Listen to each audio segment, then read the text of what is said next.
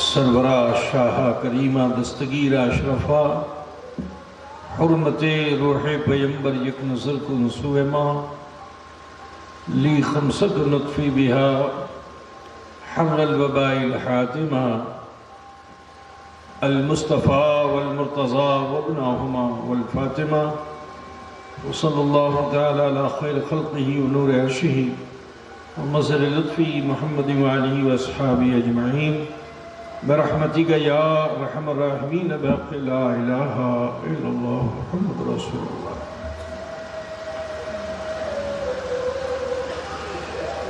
نحمدہ نصلی علی رسولہ الکریم، اما بعد، اعوذ باللہ من الشیطان الرجیم، بسم اللہ الرحمن الرحیم۔ ما آتاکم الرسول فخذوه وما نہاکم عنہ فانتہوا۔ صدق اللہ مولانا العظیم وبلغنا رسولہ النبی الأمی الکریم ونحن على ذلك لمن الشاہدین والشاکرین والحمد للہ رب العالمین۔ صدر اجلاس بقیت السلف خلیفہ اشرف الاولیاء و اشرف العلماء حضرت علامہ مولانا مفتی عبدالقدوس صاحب قبلہ اشرفی مصباحی زیدہ مجدہ و دیگر معزز مفتیان کرام، فقہاء اسلام، علماء ملت اسلامیہ، شورائے اسلام، نقیب جلسہ، امام اعظم ابو حنیفہ کانفرنس و ان سے اشرف الاولیاء علیہ رحمت و رضوان میں شرکت فرمانے والے برادران اسلام، سماعت فرمانے والی خواتین اسلام، عزیز بچوں، نوجوان ساتھیوں، عقیدت و خلوص کے ساتھ آئیے ہم اور آپ مل کر اپنے آقا و مولا سید عالم نور مجسم جناب احمد مجتبیٰ محمد مصطفیٰ صلی اللہ تعالی علیہ وآلہ وسلم کی بارگاہ بے کس پناہ میں جھوم کر ہدیہ درود پاک پیش فرمانے۔ اللہم صلی علی سیدنا و مولانا محمد وعلی آلہ سیدنا و مولانا محمد بارک وسلم، صلاۃ و سلام علیک یا رسول اللہ یا حبیب اللہ۔ اب ایسا کوئی وقت رہ نہیں گیا کہ جس میں خطاب کیا جائے۔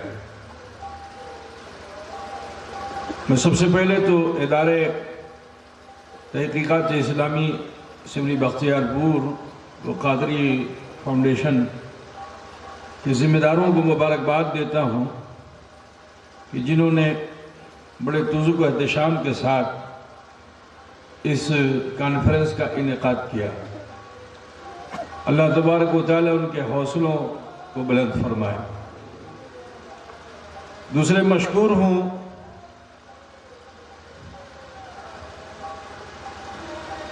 کیا پٹنہ میں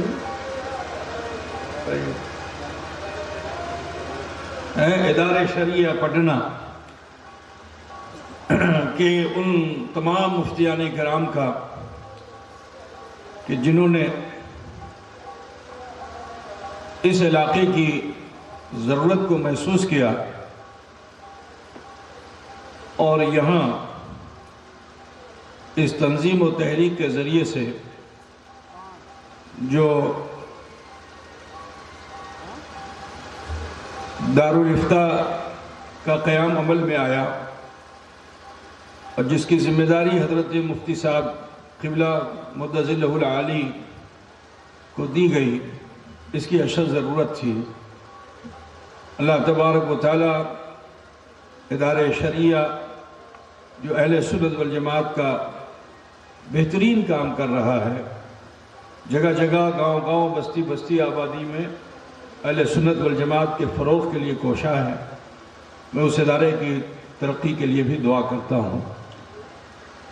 اللہ تبارک و تعالی اہل سنت والجماعت کو فروغ عطا فرمائے اور شریعت اسلامیہ امت مسلمہ میں عام ہو جائے۔ بہرحال میں اب اس وقت تو زیادہ خطاب کا موقع نہیں رہ گیا، بس یہ بتانا چاہتا ہوں کہ اللہ رب العزت کا بڑا احسان ہے کہ پروردگار عالم امت محمدیہ کو آگاہ کر رہا ہے۔ ورنہ اور نبیوں کے امتیوں کو آگاہ کرنے کے لیے ان کے انبیاء ہوتے اور وہ کہتے کہ جو میں کہوں وہ کرو اور جس چیز سے میں منع کروں باز آ جاؤ. لیکن یہ احسان ہے اس رب العالمین کا کہ اللہ تبارک و تعالیٰ نے امت محمدیہ کو آگاہ فرمایا کہ ما آتاکم الرسول فخذوا وما نہاکم عنہ فانتہوا. اپنی مرضی کے کام مت کرو، جو تمہیں رسول دے تم اسے لے لو اور جس چیز سے رسول منع فرما دے باز آ جاؤ. میں آپ کو بتانا چاہتا ہوں کہ مکہ مکرمہ کی تہذیب کیسی پراگندہ تھی، وحشت بربریت کا ماحول تھا، جہاں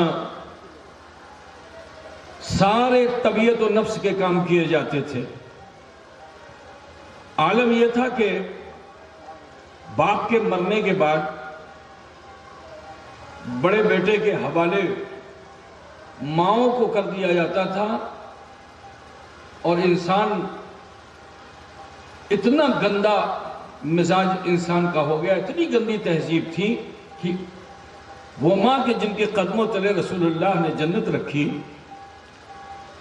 وہ تہذیب تھی کہ انسان باپ کے مرنے کے بعد سوتیلی ماؤں کو اپنے گھر رکھیل کی صورت میں رکھتا تھا. ایسی گندی تہذیب تھی. لیکن جب شریعت اسلامیہ وحی کی صورت میں جناب محمد رسول اللہ صلی اللہ علیہ وسلم پر نازل ہونے لگی اور اللہ کے رسول صلی اللہ علیہ وسلم کے اخلاق اور اس حسنہ کے اثر سے لوگ اسلام لانے لگے، تو انہوں نے اپنی خواہشات، اپنے نفس کو چھوڑا اور اپنا آئیڈیل جناب محمد رسول اللہ صلی اللہ علیہ وسلم کو بنایا. تو عالم یہ تھا کہ حضور اکرم صلی اللہ علیہ وسلم کی طرف وہ رات و دن دیکھا کرتے تھے کہ حضور کے معمولات کیا ہیں. تو جو حضور صلی اللہ علیہ وسلم کے معمولات ہوتے تھے ان معمولات کی وہ نقل کیا کرتے تھے. حضور مسکراتے کیسے ہیں، حضور اٹھتے کیسے ہیں، حضور بیٹھتے کیسے ہیں، حضور چلتے کیسے ہیں.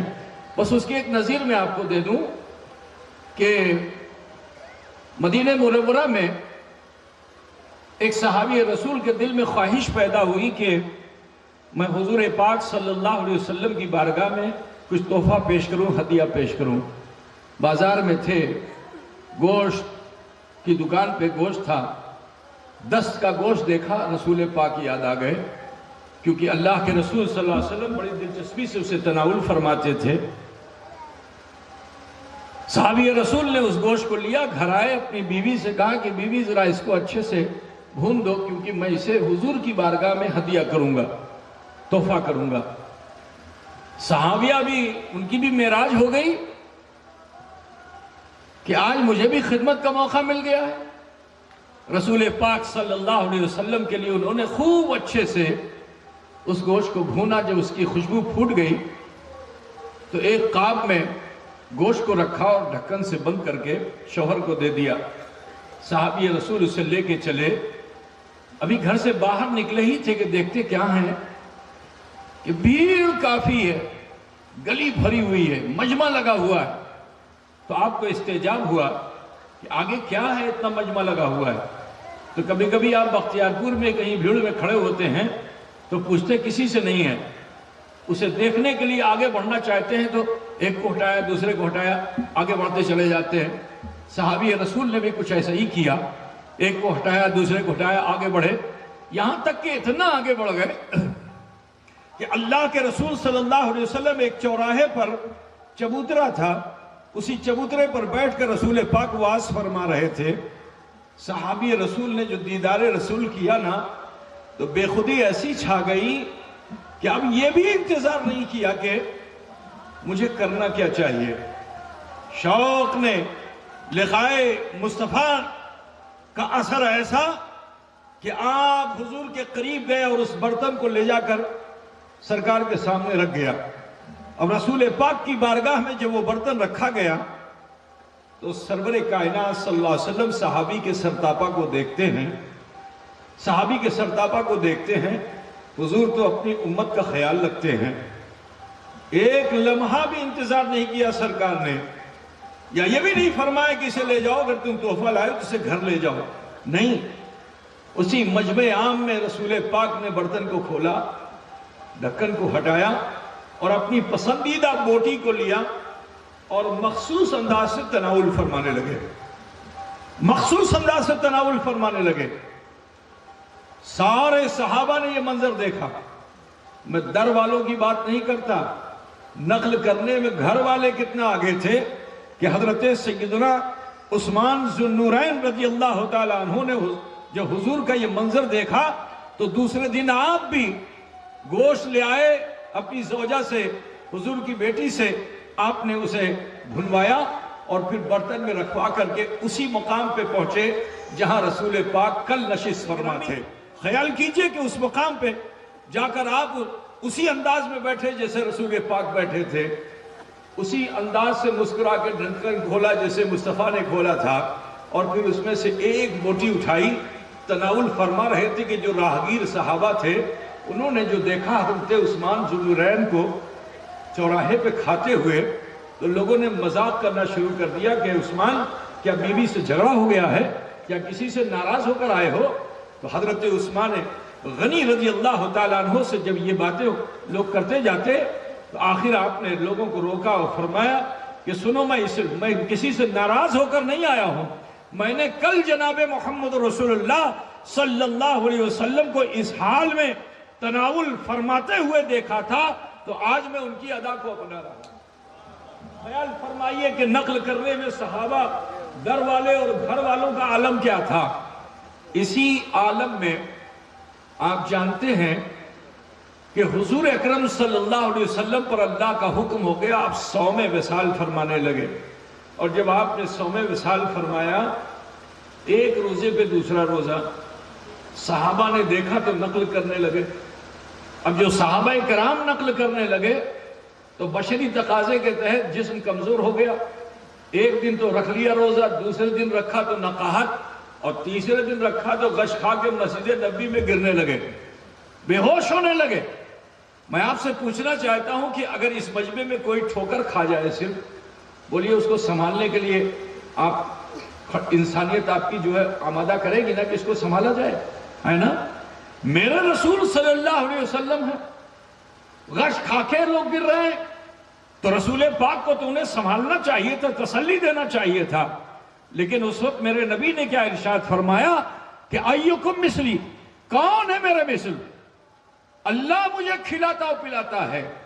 عزیزان گرامی، یہ جملہ، یہ تیور ایسا تھا کہ میرا وجدان کہتا ہے کہ اگر کچھ دیر اور رہ جاتی، اسی حالت میں رہ جاتے رسول پاک، تو نہ زمین ہوتی نہ آسمان ہوتا، سب غضب محمدی میں مبتلا ہو جاتے، لیکن حضور تو عالمین کے لیے رحمت بن کر کے آئے ہیں۔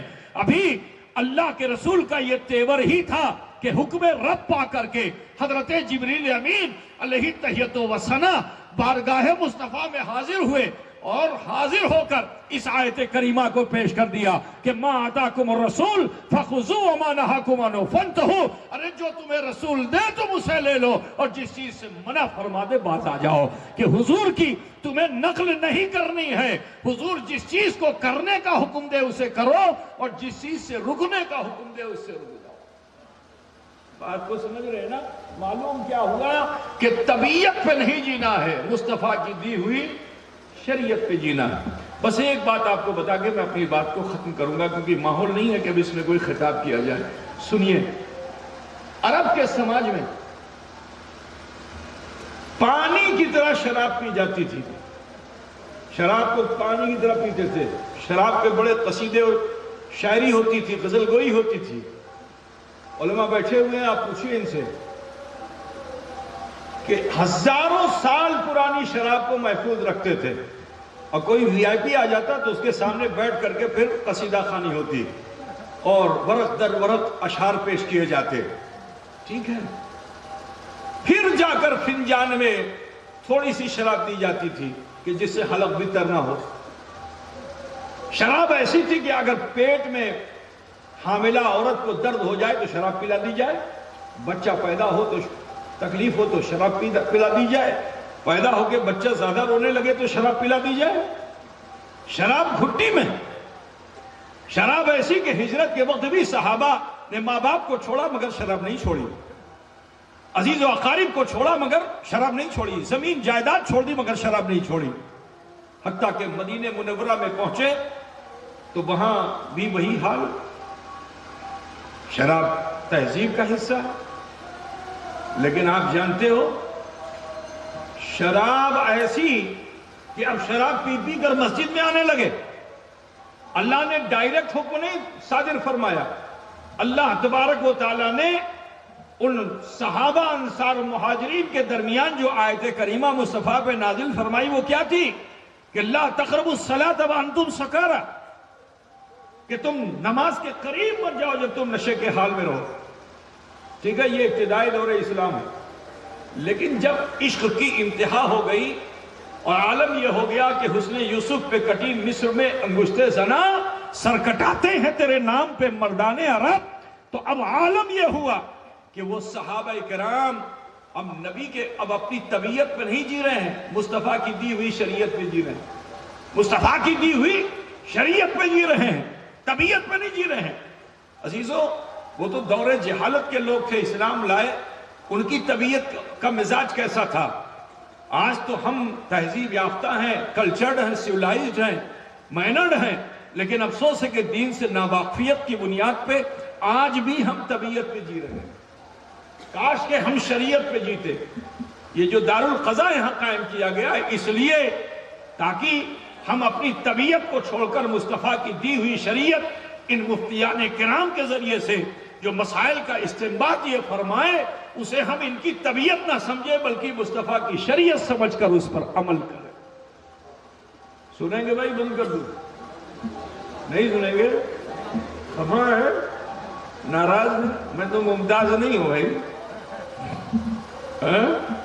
سنیں گے آپ لوگ؟ کتنے لوگ نہیں سنیں گے؟ ہاتھ اٹھا کے بتاؤ نا۔ کتنے حق پسند لوگ ہیں نا؟ تو سماعت فرمائیے، شراب پانی کی طرح پیتے تھے، شراب ایسی کہ جس کے لیے نماز چھوڑنے کا حکم دے دیا گیا۔ ذرا خیال کرو شراب کیسی تھی۔ لیکن جب شراب کی حرمت آ گئی اور رسول پاک صلی اللہ علیہ وسلم نے انصار و مہاجرین کے درمیان اعلان فرما دیا کہ شراب کو حرام کر دیا گیا۔ مثال کے طور پر اگر آپ مریض ہیں اور بہار میں لوگ خینی بہت کھاتے ہیں،